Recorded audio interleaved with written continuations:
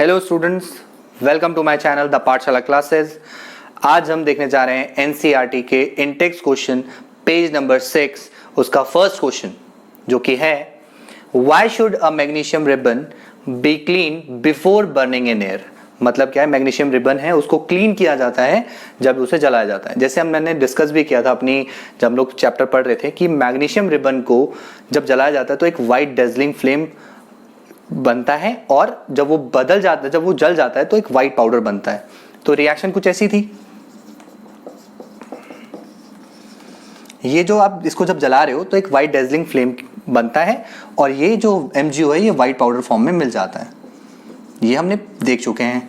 अब question change कर दिया। अब क्वेश्चन ये बोला गया है कि जो मैग्नीशियम रिबन है उसको जलाने से पहले क्यों क्लीन किया जाता है। अब इसका आंसर भी इसी रिएक्शन से ही मिलना है। अब ये क्या हो रहा है, मैग्नीशियम आपका एक रिएक्टिव मेटल है, ठीक है। रिएक्टिव मेटल होने की वजह से ये ऑक्सीजन के प्रेजेंस में आके क्या करता है, इसके साथ एक ऑक्साइड बना देगा। क्योंकि हर एक एटम या कोई भी जितनी भी एलिमेंट्स हैं वो क्या होने की कोशिश करते हैं, वो स्टेबल होने की कोशिश करेंगे। तो ऑक्सीजन के साथ रिएक्ट करके वो ऑक्साइड बना देते हैं। अब जब MgO पहले ही बन गया है, ठीक है, अब उसको जलाएंगे तो वो प्रॉपर्ली नहीं जलेगा, वाइट डेजलिंग फ्लेम हमें नहीं मिलेगा। तो क्वेश्चन इसको रिवर्स करके भी पूछा जा सकता है कि हमने जब मैग्नीशियम रिबन को जला रहे हैं तो वाइट डेजलिंग फ्लेम नहीं आ रहा है। रीजन उसका पॉसिबल ये हो सकता है कि उसमें क्या हो, वो ऑक्सीडाइज्ड हो चुका हो और MgO बन चुका होगा, ठीक है। अच्छा, ये एक और चीज है, ये ऑक्सीडेशन रिएक्शन का भी एग्जाम्पल है। Mg+O2 MgO दे रहा है तो ऑक्सीडेशन रिएक्शन का भी एग्जाम्पल बन जाता है। तो यहाँ पे मैंने 2-3 क्वेश्चन डिस्कस कर लिए हैं जिनमें कोई भी आपका घुमा फिरा के आ सकता है बोर्ड में, ठीक है। तो चलिए नेक्स्ट क्वेश्चन देखते हैं। तो चलिए देखते हैं हमारा सेकंड क्वेश्चन। सेकंड क्वेश्चन क्या है, right the balance equation for the chemical reaction. इसमें क्या करना है, बैलेंस करना है। अब जैसे मैंने आप लोगों को बोला था कि बैलेंस करने के लिए क्या चीज़ जरूरी है, आपको फॉर्मूले बनाने आने चाहिए। और फॉर्मूले बनाने वाली वीडियो मैंने बता चुका हूँ, उसमें देख लेना आप कैसे हो रहा है। इससे पहले है आपके उसमें लिस्ट में दिख जाएगी आपको। तो अब कैसे काम करना है इसमें, हाइड्रोजन। अब हाइड्रोजन एटम तो नहीं होगा, यहाँ पे हाइड्रोजन मॉलिक्यूल होगा। तो H2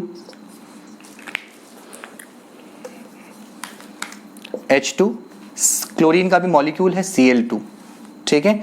क्या दे रहा है, hydrogen chloride. Right the balance equation. तो बैलेंस भी करना है। बैलेंस करने के लिए देखो हाइड्रोजन कितने हैं, 2।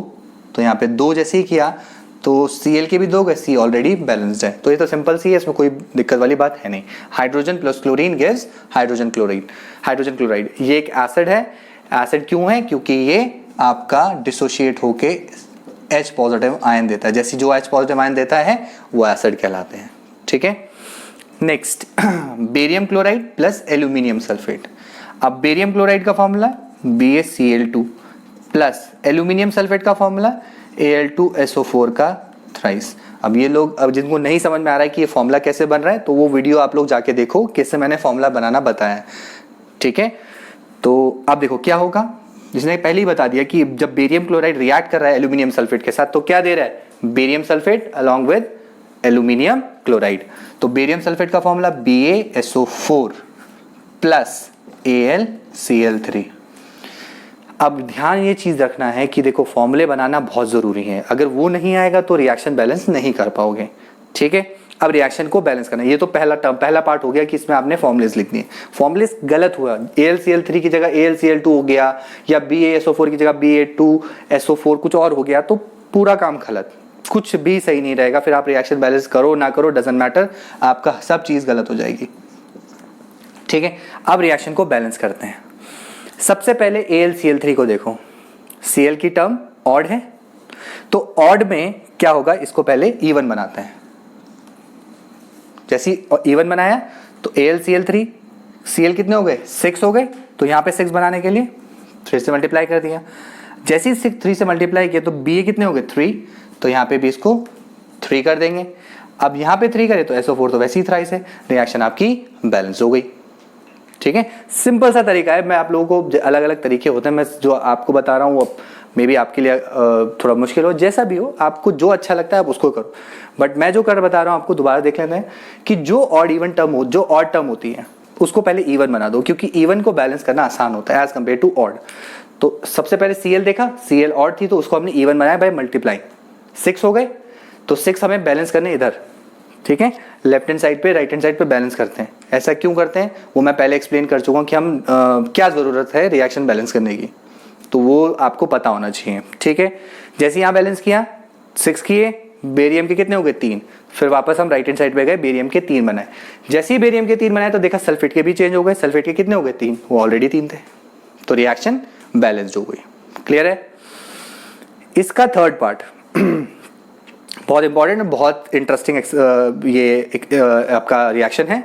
Sodium plus water give sodium hydroxide and water and hydrogen. ये आप लोग अपने लैब में भी कर सकते हैं। सोडियम जो मेटल होता है वो आपका इतना सॉफ्ट होता है कि वो नाइफ से भी कट जाता है, ठीक है। और एक और बात है कि अगर उस सोडियम को आपने उठा के वाटर में डाल दिया तो वो बहुत ज़्यादा एक्सप्लोसिव हो सकता है, वो क्या होता है वो उसमें आग लग जाती है। तो क्यों होता है वो देखते हैं। सोडियम हमारा Na, वाटर H2O, ठीक है। दे रहा है सोडियम हाइड्रोक्साइड, सोडियम हाइड्रोक्साइड क्या है NaOH सिंपल प्लस H2। अब जो मैंने बात बोली थी कि सोडियम जो है अगर पानी में डाल दे तो एक्सप्लोसिव का काम, एक्सप्लोसिव तो नहीं कहूँगा, थोड़ा सा रिएक्शन एक्सप्लोसिव होती है। अब वो इसलिए होती है जैसे ही आपने सोडियम को पानी में डाला तो क्या रिलीज हो रही है हाइड्रोजन। हाइड्रोजन का इग्निशन टेम्परेचर कम होने की वजह से वो क्या होने लगता है, वो जलने लगती है और जिसकी वजह से एक्सप्लोजन हो सकता है। अगर आपने छोटा सा भी अमाउंट वाटर में डाल दिया है सोडियम का तो वो क्या करता है, वो फट जाता है, ठीक है। तो इस चीज को ध्यान रखना है। ये 3 रिएक्शन हमारी बैलेंस हो गई। आगे देखते हैं थर्ड क्वेश्चन, ठीक है। तो चलिए देखते हैं हमारा क्वेश्चन नंबर 3 क्या है। Right a balanced chemical equation with state symbol for the following reaction, ठीक है। सिंबल्स के साथ बतानी है और उसे बैलेंस करना है। Solution of barium chloride and sodium sulfate in water react to give insoluble barium sulfate and the solution of sodium chloride, ठीक। तो सबसे पहले फॉर्मूलेज लिख लेते हैं। बेरियम क्लोराइड का formula BaCl2, sodium sulphate plus Na2SO4 देगा। अच्छा, इन वाटर का मतलब क्या है, इन वाटर का मतलब है ये एक्वस फॉर्म में होंगे। क्या करेंगे, ये सॉल्ट होंगे, इनका क्या करना है, इनको पानी में घोल के रिएक्ट कराते हैं। क्वेश्चन बन जाता है कभी कभी कि 2 सॉल्ट हैं, अगर उनका एक्वस सोल्यूशन नहीं बनाया, मान लो 2 सॉल्ट लिया आपने, बेरियम क्लोराइड का सॉल्ट लिया और सोडियम सल्फेट का सॉल्ट लिया, दोनों आपस में मिला दोगे रिएक्शन ही नहीं होगी, कुछ नहीं होने वाला जब तक उनका क्या बनाए ना हम सोल्यूशन ना बनाए, जब तक उसको पानी में नहीं डाला जाएगा। जैसे ही पानी में डालोगे सोल्यूशन बनाओगे तब जाके रिएक्शन करेगा, अदरवाइज वो रिएक्ट नहीं करेगा, ठीक। तो BaCl2 सोडियम सल्फेट को रिएक्ट कराएंगे तो हमें मिलेगा insoluble barium sulphate along with sodium chloride. अब इनसॉल्युबल का मतलब क्या है, इनसॉल्युबल का मतलब है ये बनेगा प्रेसिपिटेट। और यहां पे एक और रिएक्शन का नाम आता है which is precipitation reaction. Precipitation reaction वो रिएक्शन होती है जिसमें जो कंपाउंड बनता है वो नीचे कहीं एक्यूमुलेट हो जाता है, वो घुलेगा नहीं, ठीक है। तो उस टाइप की रिएक्शन को बोला जाता है प्रेसिपिटेशन रिएक्शन। आपकी उसमें एक्टिविटी 1.2 भी दे रखी है जिसमें लेड नाइट्रेट पोटेशियम आयोडाइड के साथ रिएक्ट कर रहा है, वो भी बताता हूं इस क्वेश्चन के बाद। फिलहाल ध्यान रखना कि प्रेसिपिटेशन रिएक्शन वो रिएक्शन होती है जिसमें एक इनसॉल्युबल कंपाउंड बनता है। इनसॉल्युबल मतलब वो आपका नीचे टेस्ट ट्यूब में क्या रहेगा, एक्यूमुलेट रहेगा, वो डिसॉल्व नहीं होता, ठीक है। तो BaSO4 अलॉन्ग विद NaCl। अब बैलेंस करते हैं। तो बैलेंस करने के लिए सबसे पहले हम लोग देखते हैं इस पे देखते हैं Cl कितने हैं, 2, लेफ्ट हैंड साइड पे 2 हैं तो उसको हम क्या कर देते हैं 2 बना दिए। अब जैसे ही 2 हुए Na, तो यहां देखा Na तो 2 हैं, कंप्लीट है वो, SO4 भी कंप्लीट है, तो Ba रिएक्शन क्या है हमारी, बैलेंस्ड है, ठीक। अब जो मैं बात कर रहा था एक्टिविटी 1.2 की, तो एक्टिविटी 1.2 में क्या बोला है कि आपका लेड नाइट्रेट, अगर लेड नाइट्रेट में हम क्या डाले जाएं, पोटेशियम आयोडाइड, तो लेड नाइट्रेट लिख देता हूं मैं, एक्टिविटी 1.2 है, देख लेना आप लोग उसे। लेड नाइट्रेट तो PbNO3 का ट्वाइस प्लस Ki। अब ये इसको देखो अगर, तो एक रिएक्शन याद आ रही होगी विच इज हमने टाइप ऑफ रिएक्शन में पढ़ा था कि डबल डिस्प्लेसमेंट रिएक्शन का एग्जाम्पल नहीं लग रहे हैं, ये वही है। तो ये भी आपका डबल डिस्प्लेसमेंट रिएक्शन देगा। अब कैसे देगा देखो, PbI2 प्लस KNO3। बोर्ड में बहुत बार सवाल आया है ये कि आपका लेड नाइट्रेट जब पोटेशियम आयोडाइड में डाला जाता है तो क्या होता है। यहाँ पे भी प्रेसिपिटेट बनेगा, बट इसका जो प्रेसिपिटेट होता है ये होता है येलो कलर का, येलो कलर में इसका प्रेसिपिटेट होता है, ठीक है। तो इस क्वेश्चन को ध्यान रखना है। बैलेंस कर लेते हैं, पीबी NO3 का ट्वाइस, NO3 2 है तो 2 हो गए यहाँ पे, तो जैसे 2 किए तो उसको भी 2 किया, रिएक्शन बैलेंस हो गई। तो इसको भी ध्यान रखना, इसको भी, दोनों के दोनों प्रेसिपिटेशन रिएक्शन के एग्जांपल्स हैं।